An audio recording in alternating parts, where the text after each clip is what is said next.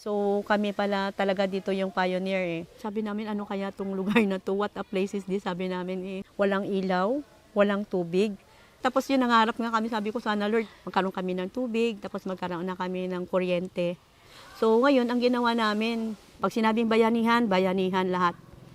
Tulong-tulong tayo. Bayanihan has a sort of romanticized, idealized vision now. And when you get to various rural areas, then the term is much more specific. Bayanihan ang tawag dito sa mutual work. And then sa probinsya, kadalasan tinatawag namin as saranay. Marcos and his ideas of the new society, I think, is the first president to really capitalize on that kind of phenomena. And so his vision of the new society had this corporatist element, and one of it was an idealized rural community. There are traditions of mutual support existing in most countries around the world. Where I come from in Norway, it's called dugnad, and here in Philippines, it's called bayanihan. It's a very human tradition that comes out as a natural response to do something together. The traditions of dugnad and bayanihan are contextual representations or expressions of that phenomena. Sa aming pagkakaintindi at sa aming experience, taus-pusong tulong handog o di kaya'y kusang loob na pagtulong na walang inaasahang katumbas. Yeah, I'm sorry, again, I'm not one of these romanticized people who see this great, huge sort of outpouring of love. I think most Filipinos are practical people. Like most people around the world, they calculate what is best for them and their families. If that involves forms of reciprocity, then they will engage with it. What happens if one family doesn't pitch in? It's okay. You don't force them if they don't have enough or if they don't want to. One interpretation in terms of how this virtue came about was by virtue of the geography of the Philippines. We live in the typhoon belt and the Pacific Ring of Fire. The country is very much used to disasters. Sometimes, challenges are the weather. May mga sakuna, sobrang init, umuulan, bumabagyo. But dahil nga sama-sama kami, masaya yung pagbabayanihan.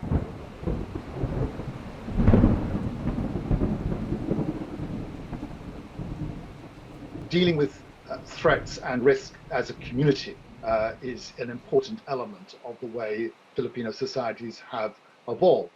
If that is the concept, to what extent does risk and threat actually drive community spirit in the Philippines?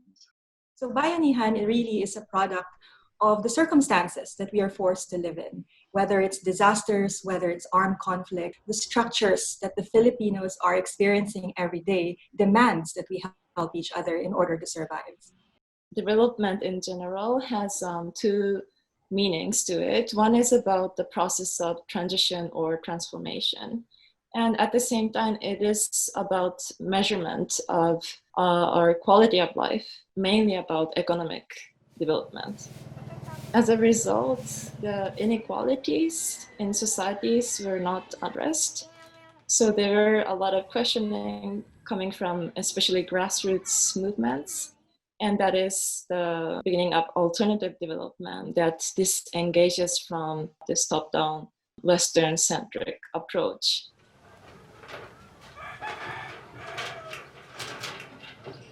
People who don't have a lot in terms of wealth or capital, finding in forms of solidarity a way of actually dealing with the environment in which they live in. So ayun, ako po si Sudarshan ulit, si Alex Furunes. Yung title po ng project natin ay Structures of Mutual Support. Nagsulat po kami ng maliit na proposal, sinabit po namin sa NCCA, tapos ito po ay na-select.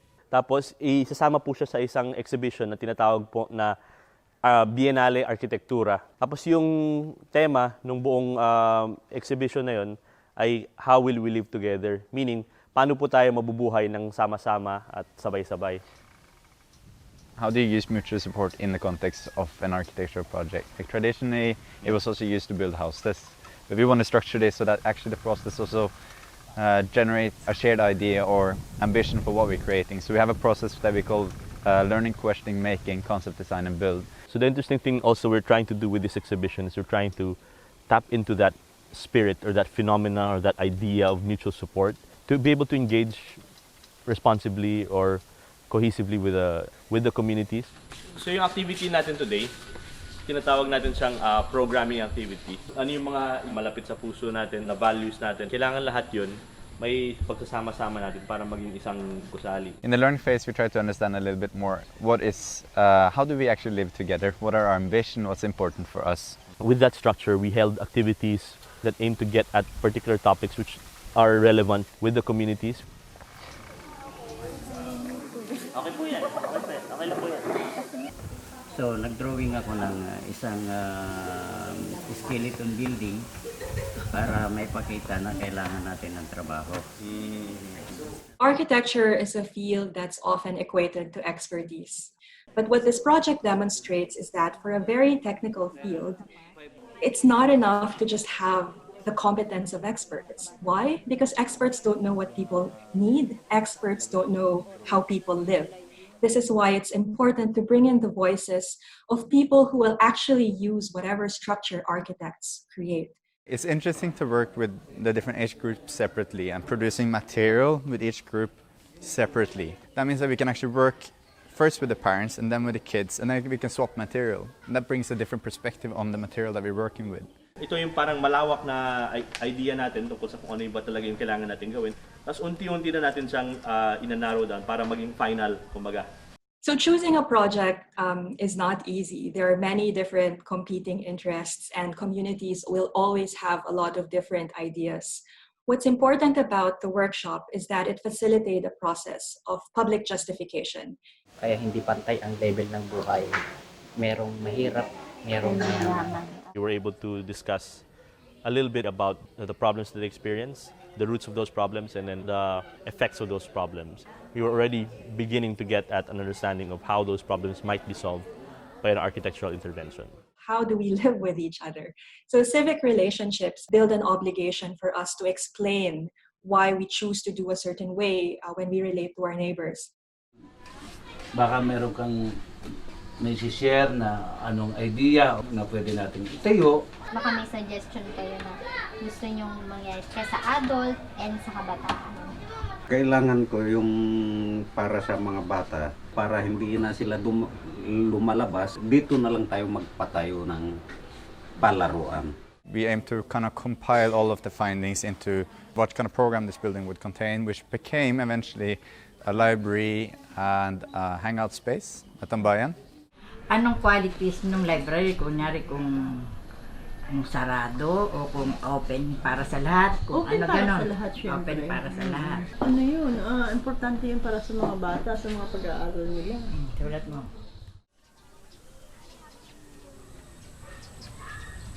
There's also another aspect here which is interesting because they also brought up this concept of maliwalas, right? Yes. They kept talking about maliwalas. Maaliwalas na pagtiningnan yung buhay na tulad. Kahit simple lang, basta maaliwalas din yun. Malinis. Maaliwalas is a Filipino concept of space. It embodies all the perceived good qualities of space that we like. It captures the feeling of openness, of light, of brightness, of freshness, of ventilation, of air. So all those good qualities are captured within this one word called maaliwalas. May ideas tayo makukuha sa mga ganyan klaseng. Nakita niyo naman yung naging final natin na window, di ba? Nag-map tayo ng mga doors and windows dun sa surrounding community natin, and then tinignan natin kung ano yung naging impact niya sa idea ng maaliwalas. Pero so nakita niyo yung pinag-usapan natin yung puso nun, yung pinag-usapan natin, nandiyan naman. So the dynamics here between the grid and maliwalas, that's really where the discussion allowed us to create the building that we now have. What I find so interesting is another one of the ways in which Filipino societies have adapted is in their architecture, and is an incredibly interesting form of adaptive architecture in which the Baha'i Kubo forms a sort of basis of it, but it's actually built in hard materials on the bottom floor and then on light materials on the upper floor. It's a mechanism of resilience, basically. As architects, we can have a lot to say in terms of the resiliency of the built structure itself really shows that the design itself has a major role in, in the way that you actually work with the environment rather than against it. What we're trying to do then is trying to create the frameworks by which resilience can occur between the community and the built environment and how that all affects each other. Those things really highlight this idea that there is some resilience that's part of this whole architectural process. Dito tayo Kasi ito yung puno eh. Kasi rito yung dahil dito yung pinto. Nag-decidean po namin na malapit sa court ilagay dahil malapit sa community. So pagka tiningnan po namin yung structure, makikita namin na naging part kami ng pagbuo. So masayang-masaya po kami na naging parte kami ng proyekto. The most impressive kinds of modern architecture I've seen in the Philippines is ones that actually still try to retain that kind of, use the Baha'i Kubo as a sort of basis of a modern kind of architectural expressions. If we really ground the process in democratic participation by the people and people deciding the priorities for themselves instead of being told by others, I think that is the way we can actually make a real difference to development. Deliberative democracy is a vision of society where decision-making is sensitive to good reasons. Even the poorest communities, those who have very little education, when given the opportunity to express their reasons and justify to each other, then these decisions take off. And the outcome here is a project that is legitimate. It's a project that the community feels they have ownership. It's a product of a series of decisions that they made as a community. Ano yung 3 by? 3 by 8. 3 by 8. Dito po galing hangin eh. Pag ganyan.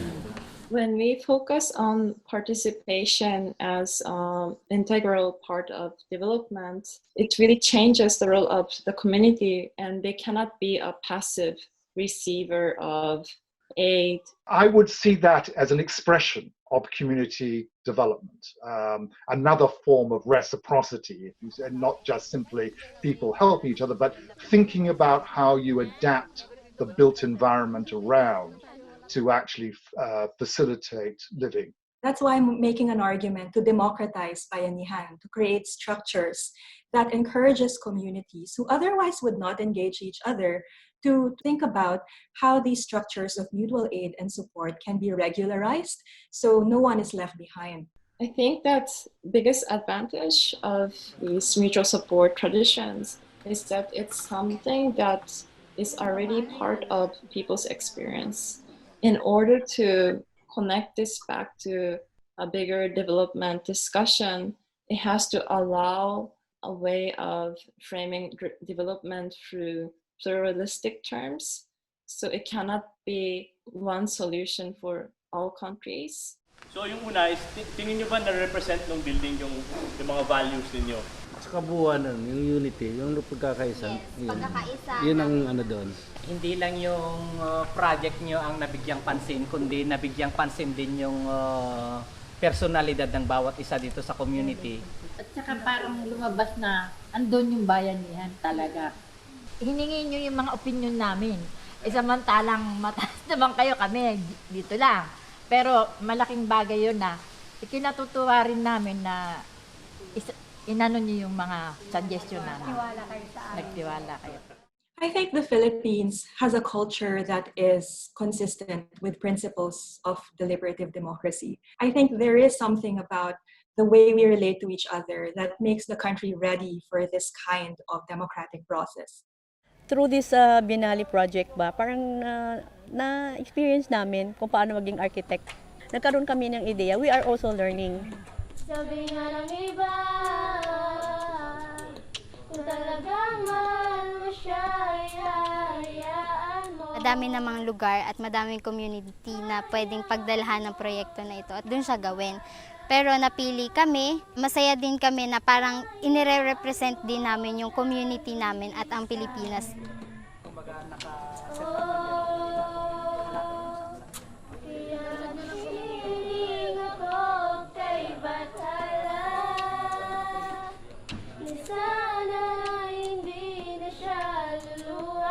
We're not necessarily building a typology. Buildings are not just buildings, they're a process. So the structure and the way it was created, all that needs to be flexible enough to transform and live with the community.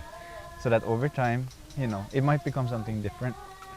But at least it's been, it belongs to that process and belongs to them. It's the natural thing to happen for social beings to come together and really pull through as a group.